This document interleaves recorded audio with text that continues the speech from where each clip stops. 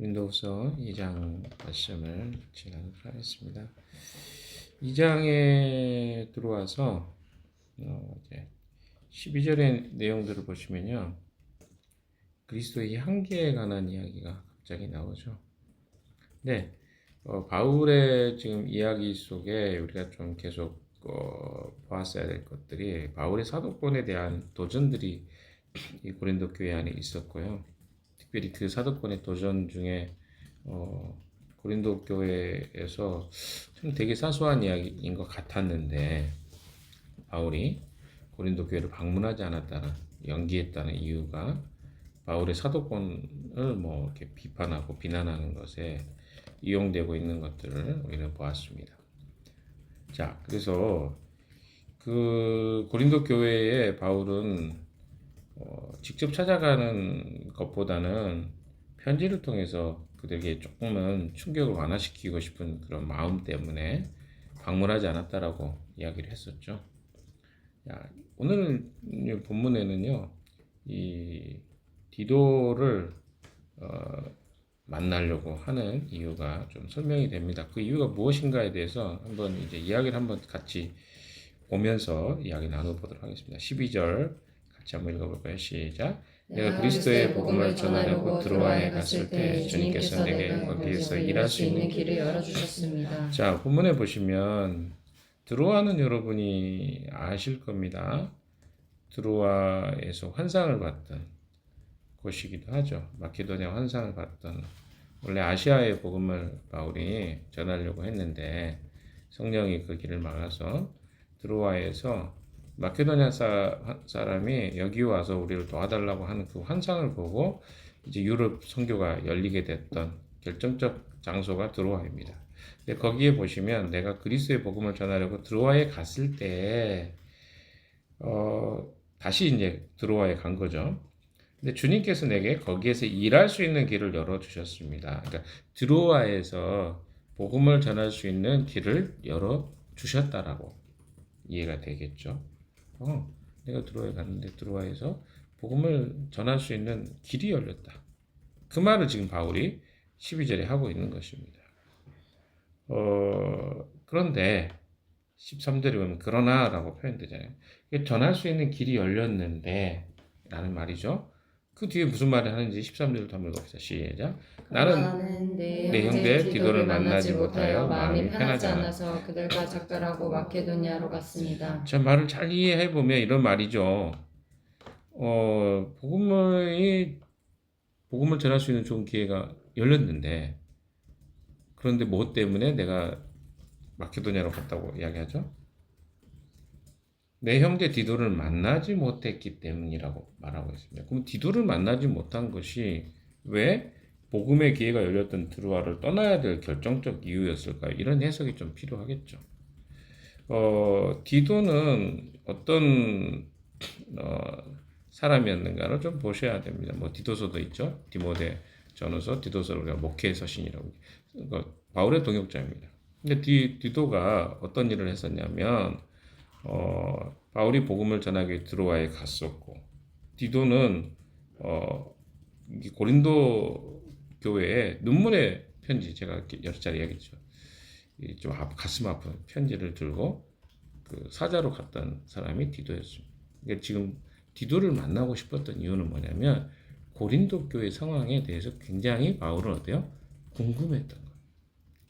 그래서 고린도 성도들이 그 편지를 받고 어떻게 반응했을지가 걱정이 되고, 바울이 그걸 굉장히 노심초사했던 것 같아요. 그렇기 때문에 이 12절에 이야기하고 있는 것처럼 드로아에 가서 복음의 문이 열린 것을 보고 거기 기회가 주어졌다는 것을 확인했음에도 불구하고 그곳을 떠나서 어디로 간 거예요? 디도를 만나기 위해서.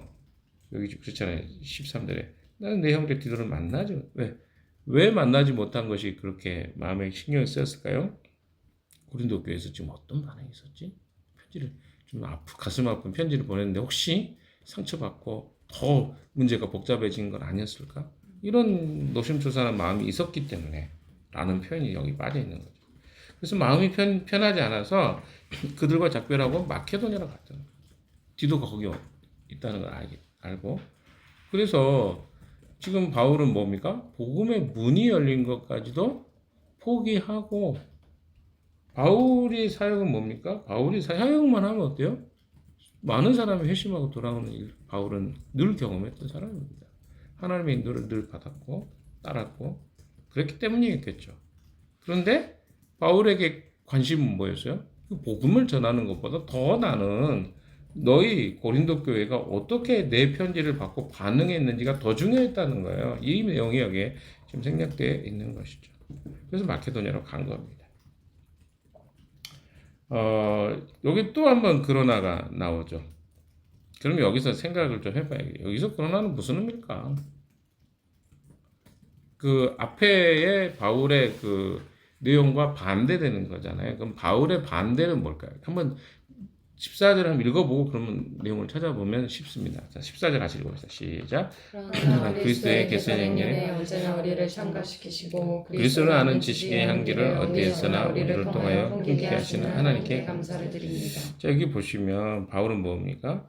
그리스도의 개선 행렬에 언제나 우리를 참가시키시고 그리스도를 아는 지식의 향기를 어디에서나 우리를 통하여 풍기게 하시는 하나님께 감사를. 자, 두 가지를 지금 뭐 빗대어 비교하고 있는 거죠. 하나는 뭡니까? 그리스도의 개선 행렬. 두 번째는 뭡니까? 그리스도를 아는 지식의 향기. 개선 행렬은 제가 여러 차례 설명을 들었으니까 여러분이 기억나실 것 같아요. 로마에서 개선 행렬은 사람들이 많이 보죠. 그 사람들이 승리를 로마는 하도 많이 승리를 했으니까요. 전쟁만 나가면 승리하는 나라였어요. 지는 게 좀 흔하지 않는 경우죠. 그래서 사람들이 다 압니다. 개선 행렬하면 군인들이 쫙 갑니다. 그리고 어때요? 그 뒤에 그 향이 막 나요. 승전의 향을 막 뿌립니다. 그래서 길거리 향이 가득해요. 그 맨 마지막에 누가 가냐면 적국에서 붙잡힌 포로들이 끌려가. 이들은 이제 죽음과 사망을 앞두고 있는 어떤 형벌을 받을지 모르는 그런 처참한 상황에 있는 사람들이 끌려가는 이런 행렬들이 그들에게 익숙해요.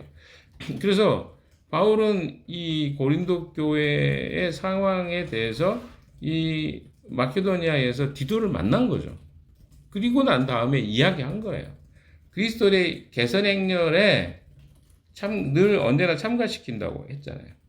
예수 그리스도가 개선 행렬 가운데 우리를 참가시켰다. 그건 뭡니까? 주에 맨 끌려가는 사람으로 참가시켰을까요? 아니면 승전하는 사람으로 참가시켰을까요? 한번 생각해 보세요.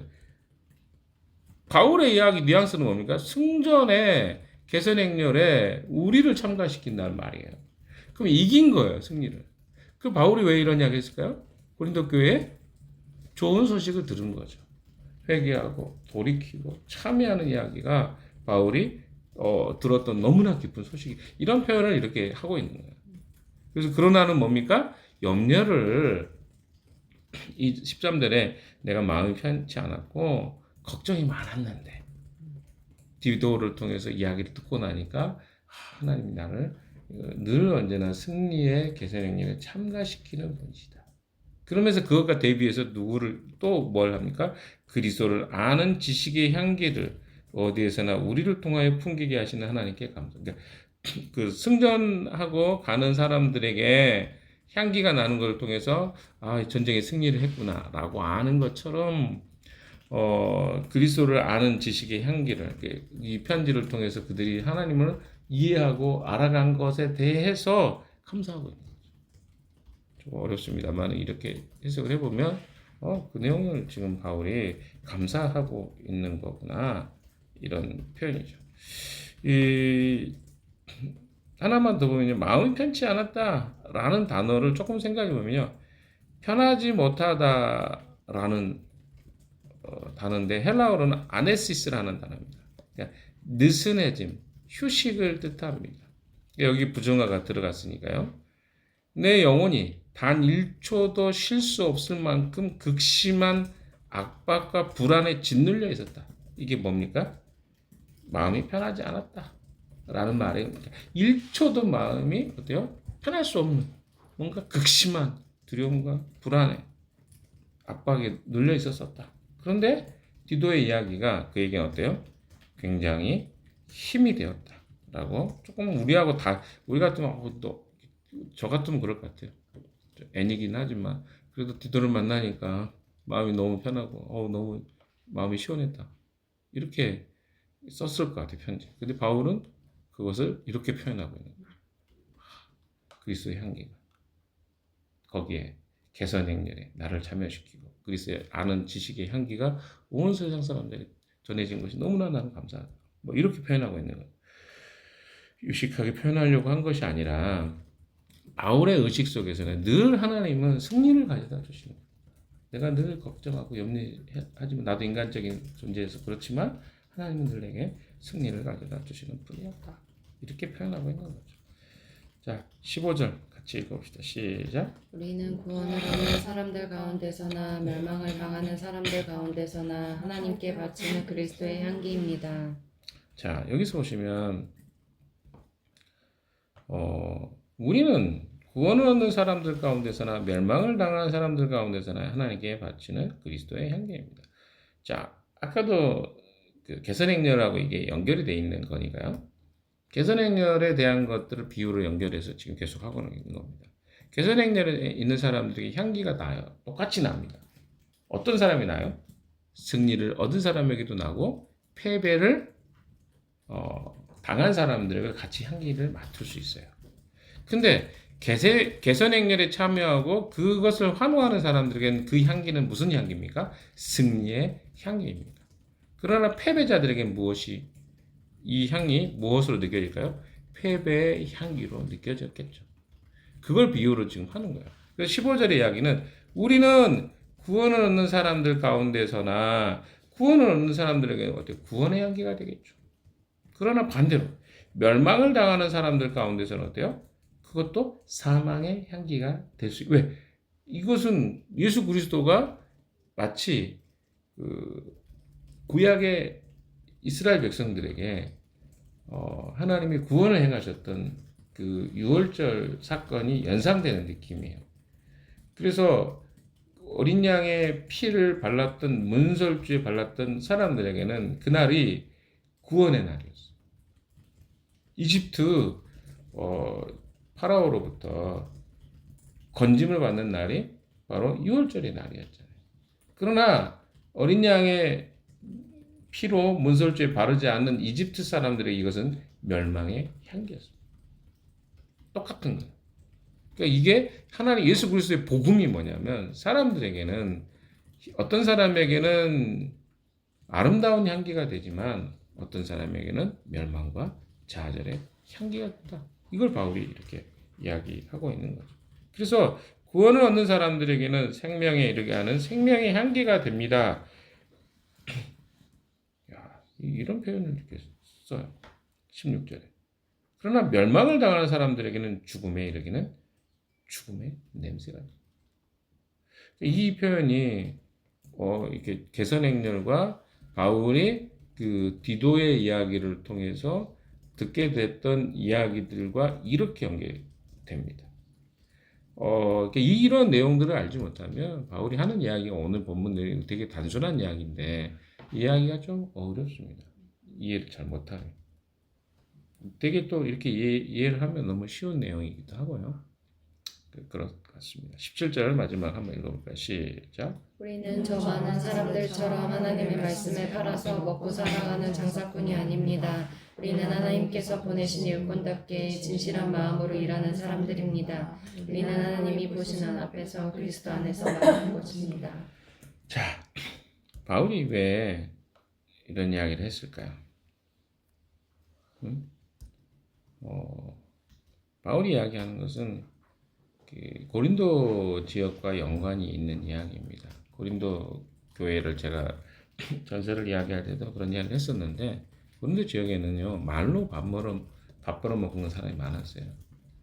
되게 스토아 철학이라든가 이런 철학들이 발달돼 있었고 그래서 바울이 고린도 교회에 내가 어떤 권한이 없어서 고린도 교회를 서포트 받지 않고 자기의 일을 생업을 하면서 사역을 했는 줄 아느냐 이야기했잖아요. 근데 그 이유 중에 하나가 뭡니까?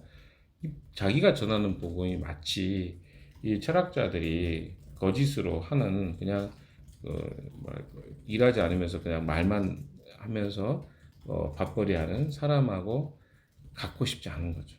복음이 싸구려처럼 취급당할까 봐. 그래서 바울이 그렇게 일을 했다고 이야기하잖아요. 그 당시의 사람들 중에는 거짓 선지자들이라든가 이렇게 하나님의 말씀을 팔아서 먹고 살아가는 장사꾼들이 있었다는 거죠. 그래서 그들이 생계를 위해서 거짓을 이야기하고 그 어줍지 않은 어떤 이야기들을 그 고린도 교회라든가 사람들에게 전하는 사람들에 대해서 굉장히 신랄하게 비판하고 있는 겁니다. 그냥 장사꾼이 아니다. 그 사람은 장사꾼이라는 거예요. 굉장히 센 이야기예요. 거기에 실제로 고린도 교회는 어떤 사람이 있었어요? 그런 사람들이 있었기 때문에. 그럼 이 사람들이 이거 편지를 봤으면 어떻게 얼굴이 막 울그락불그락 했겠죠.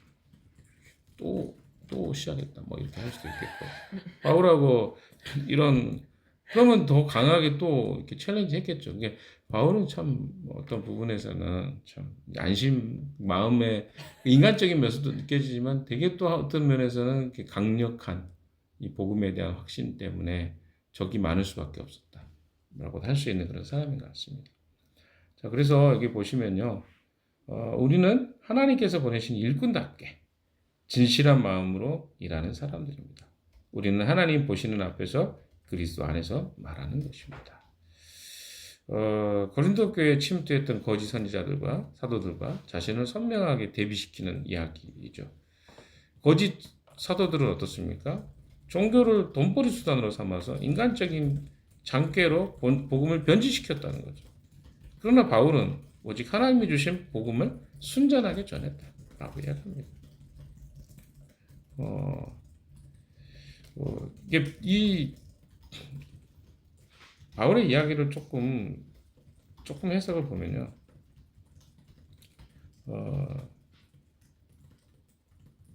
진실한 마음으로 일하는 사람들이다. 근데 거기에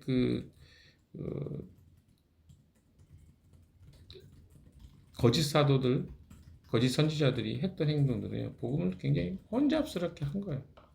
혼잡스럽게. 왜 혼잡스럽게 했을까요? 먹고 살아야 되니까. 여기서는 말씀을 팔아먹고라고 되어 있지만 다른 본문에는 혼잡하게 하고 말씀을 혼잡하게 하고 이렇게 표현이 되어 있어요. 이제 세 번역이 좀 이렇게 표현한 것 같아요. 말씀을 팔아서 먹고 좀 직접적 우리에게는 좀 그 단어로는 이게 훨씬 다가옵니다. 근데 다른 번역본에서는 혼잡하게요. 말씀을 이런 표현했어요. 근데 그 혼잡하다는 그 표현이 뭐냐면 포도주에 물을 섞어서 양을 늘리거나 속여서 파는 장사꾼, 사기꾼의 행위를 이야기합니다. 그래서 바울이 그 이야기 한 거예요. 사기꾼이다. 왜? 자기들의 뭐요? 이익을 위해서 복음에 물을 섞인 거니까 복음에 물을 섞었다고 그러니까 포도주에 물을 섞은 거죠. 이게 인터넷에 올라가긴 하지만 뭐 제가 이번에 그 뭐죠? 큐멘 수양에 갔는데 수양에 이제 둘째 날에 제가 이제 늘 큐멘 수양에 가면 그 바비큐 파티가 있어요. 마지막 날. 근데 마지막 날 바비큐 파티하고 이제 그 와인이 있어요. 와인. 포도주 와인인데 어찌됐든 같이 김영 목사님하고 한 잔씩 하고 있었는데 나는 생각에 이거 내가 다 마시면 그 올라올까 제 얼굴이 좀 빨개지잖아요. 그래서 거기다 얼음을 좀 잔뜩 넣었어요. 그때 어떤 일이 생겼을까요? 네, 그게 포도주인지 물인지 나중에 이렇게 되더라고요. 그때 무슨 이야기가 있었냐면 나를 두고 하는 이야기인지 몰랐는데 김영 목사님이 저한테 질문하시더라고요. 포도주가 있는데 포도주에다가 이제 그 다음 잔을 마신다면 포도주를 따르는 게 낫겠는지 물을 한번 씻고 거기에 포도주를 따르는 게 낫겠는지 물어보시더라고요. 제가 한참 생각하다 그냥 포도주를 먼저 따를 것 같은데요? 라고 했더니 맞다고 그러시면서 물을 거기다 넣으면 희석되기 때문에 맛이 없기 때문에 포도주를 따르는 게 낫다. 근데 한참 생각 나보고 하는 이야기네 라는 생각이 들었습니다. 저보고 하시는 말씀이네요. 이렇게 이야기했는데 그러니까 포도주에 물을 따르면 희석돼 버립니다. 복음의 변질은 그 복음을 어떻게 바라보고 어떻게 생각하느냐에 따라 다르다는 거예요. 핵심적인 이야기는. 제가 뭐 술 이야기를 하는 것 같았지만 우리의 복음은요 뭔가 거기서 희석되지 않아요. 그래서 근데 오늘날 사람들은 어떻습니까? 희석되지 않은 복음을 불편해해요. 꼭 그렇게까지 이런 이야기를 한단 말이에요. 이게 우리를 불편하게 합니다. 사실은 바울은요 순전하게 복음을 전해서 그러면 이렇게 생각하세요. 바울처럼 꼭 그렇게 살아야 되나? 이런 이야기를 할 수 있잖아요. 아니 꼭 할 수 있는데 풀타임으로 사역을 안 하고 왜 자기 자비량으로 살면서 그게 그런 건 정답은 아니겠죠. 근데 바울은 늘 그런 이야기를 들었어요. 꼭 그렇게. 그러니까 비판거리가 많은 거죠. 바울의 삶은 열정적이잖아요. 드로에 가서 복음의 기회가 있었는데 그런 걸 찾아다닌 사람이에요. 늘 복음이 어디서 열렸나 또 기회가 있나. 그런데 또 한편으로 어때요? 고린도 교회를 걱정하는 마음에 애타가지고 거기서 기회가 있었음에도 불구하고 마케도냐에 가서 디도를 만나려고 하고 만나고 나니까 막 그 시적 감동이 된 거죠. 이 표현을 봐보세요. 야, 이게 너무 감사하다. 그래서 뭐라고 표현해요? 예수 그리스도의 개선 행렬에 늘 우리를 참여시킨 그 주님께 감사하다. 그리고 향기에 대해 막 이런 어떤 표현들을 보면 바울 굉장히 그 논리적인 사람이기도 하지만 이 감동하면 이런 어떤 그런 시적 표현들을 막 쓰고 있는 것들을 보게 돼. 오늘 되게 독특하게 이런 시적 자기 감정과 이런 것들을 표현해 주고 있습니다. 그리고 자기 감정이 굉장히 잘 묻어나는 내용이에요. 고린도후서 내용은. 왜? 우리가 생각하는 바울은 늘 이렇게 평탄할 것 같은데 바울이 어때요? 마음 노심초사하고 거기에서 그 디도를 통해서 소식을 듣고 나니까 어때요? 막 격하게 그리스도가 개선행렬에 나를 늘 참여시키고 이 향기가 믿는 자들에게 구원의 향기지만 믿지 않는 자들에게 사망의 향기 이런 표현을 쓰고 거기다가 또 이제 끝나고 나니까 맨 마지막에 뭐라고 합니까? 이 밥벌이 하는 사람들이다. 말씀을 팔아서 먹는 사람. 근데 우리는 이런 어떤 굉장히 격정적인 언어들을 막 사용하고 있는 것들을 보면 바울의 오늘 그 정서가 되게 감정 언어들을 지금 계속 사용하고 있는 것들을 보게 됩니다.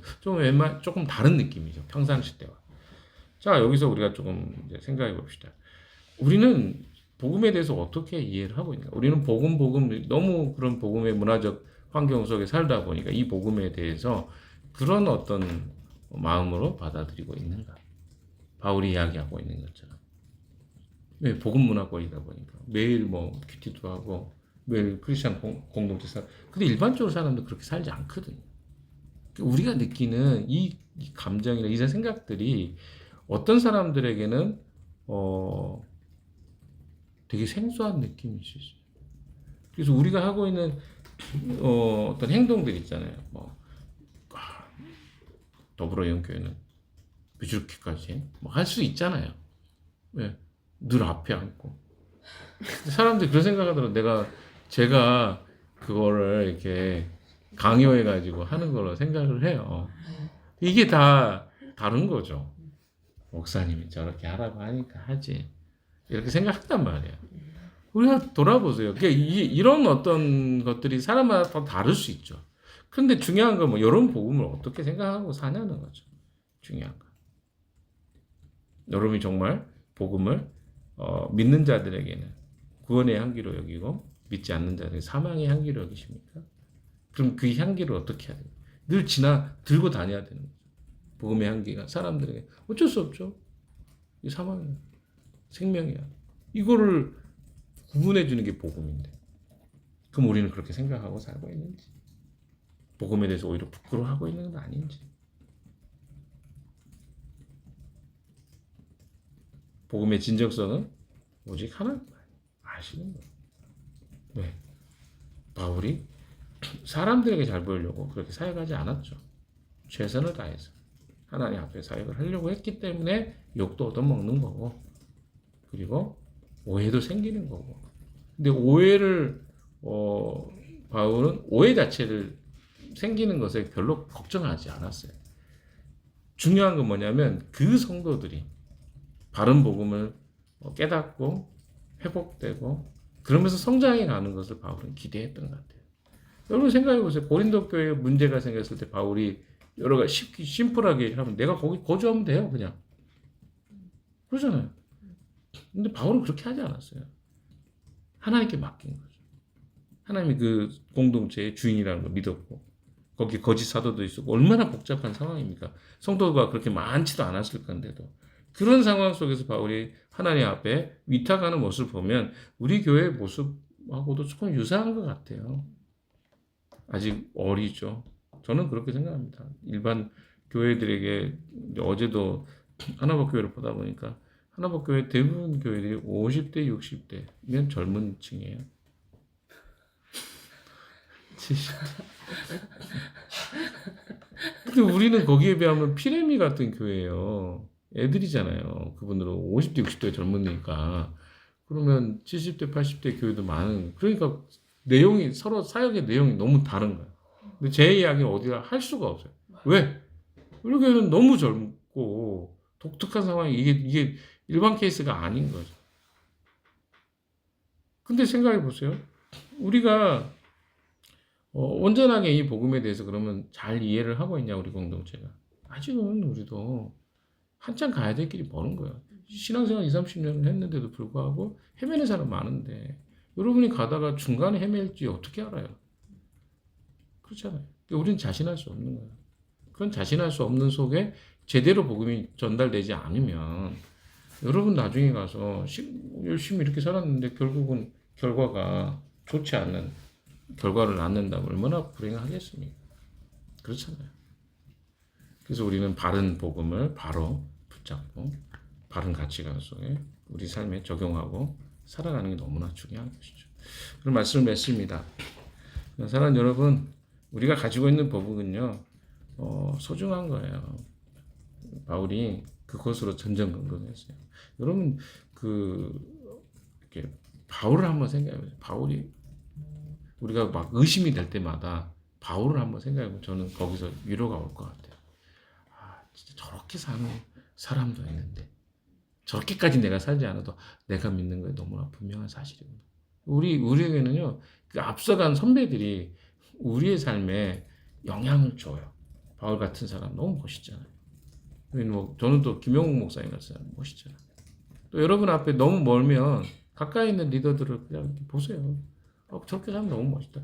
그리고 그게 사실이거든요. 사실이 아니면 그렇게 살 수가 없잖아요. 가짜를 위해서도 많이 사는데 우리는 진실한 이 복음을 위한 살아가는 삶 살 수 있습니다. 너무 멀게 생각하지 마시고 우리 앞에 있는 모델들을 그냥 같이 보고 가시면 돼요. 자꾸 이게 맞나 틀리나 혼자 머릿속에 굴리지 마시고, 그리고 이것보다 더 나은 게 있으면 가시면 돼요. 근데 내가 봤을 때는 복음보다 더 명확하고, 아니 여러분 어디 가서 여러분은 그렇게 인정해주고 사랑해주고 관심 갖고 여러분과 함께 이 마음의 외로움이나 이런 거 없애준다 어디가 있어요? 있을 수도 있겠지만 제가 봤을 때는 그래도 하나님 안에서 우리는 온전해지는 것들을 훨씬 많이 경험했잖아요. 그럼 딴 생각하지 마시고 이 복음 안에 오늘 하루도 여러의 마음을 쏟아 놓으십시오. 그래서 그 복음이 다른 사람에게 어떤 사람에게 구원의 향기로, 어떤 사람에게 사망의 냄새로 느껴지더라도 그 복음을 붙잡고 그 향기를 이렇게 흔들어서 사람들에게 보여주는 하루가 되어지기를 주님의 이름으로 축원합니다. 같이 기도하겠습니다.